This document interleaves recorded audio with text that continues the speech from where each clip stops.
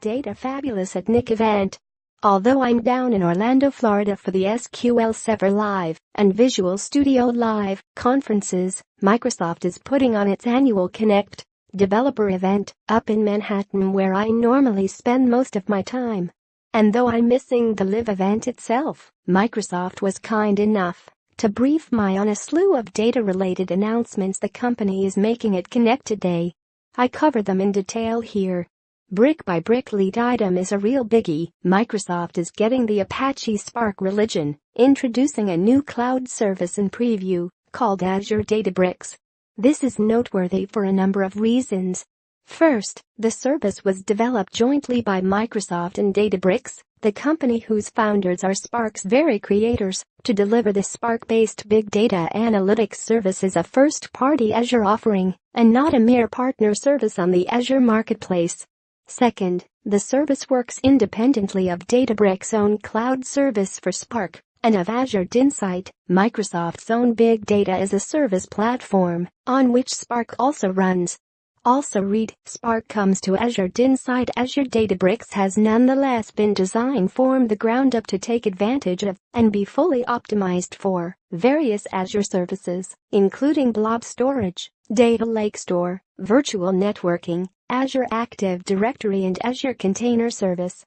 While Azure Databricks, like HDInsight, is still based on the creation of a dedicated cluster, with a number and type of nodes, servers, being determined by the customer, it nonetheless has built-in auto-scaling and auto-termination to grow the cluster as necessary and shut it down once it's no longer needed. Like most Spark environments, Azure Databricks features a browser-based notebook facility as its primary user interface.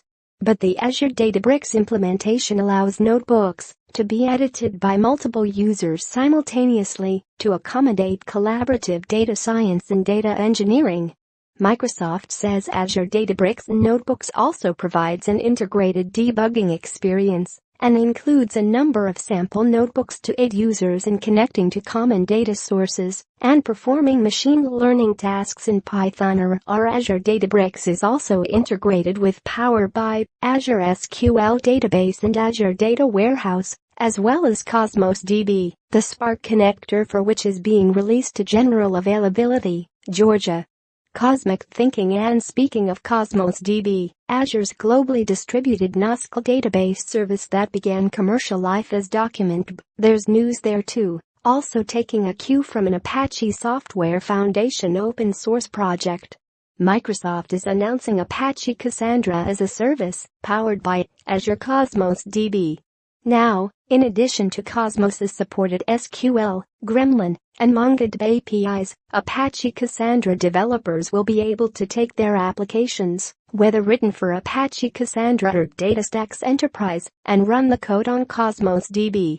Microsoft does this in fulfillment of its promise to make Cosmos DB a true multi-mode database, supporting Cassandra's wide column store NoSQL approach in addition to MongoDB's document store paradigm. Gremlin's graph database constructs in the Azure Table Storage Key Value Store approach.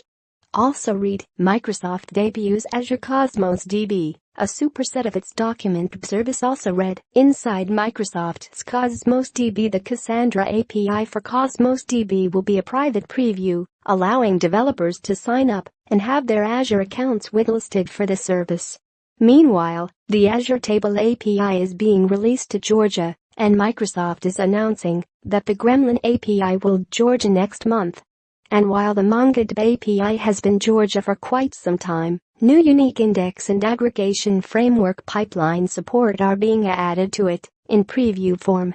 Users of any of the APIs get access to all 5 of Cosmos DB's database consistency models, including strong and eventual consistency, as well as 3 consistency levels in between those 2 extremes.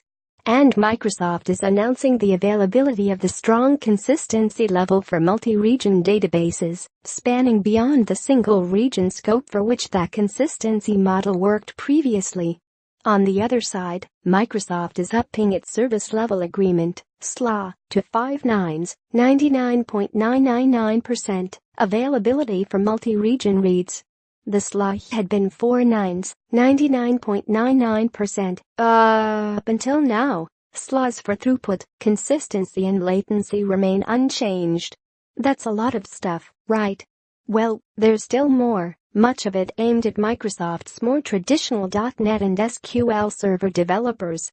Enterprise devs get a first-off, new cross-platform tooling, in the form of SQL Operations Studio, is being released in preview. To further the cross-platform database ethos, Microsoft has joined the MariaDB Foundation and is announcing that a new Azure database for MariaDB service will be forthcoming to join the existing Azure database for Azure.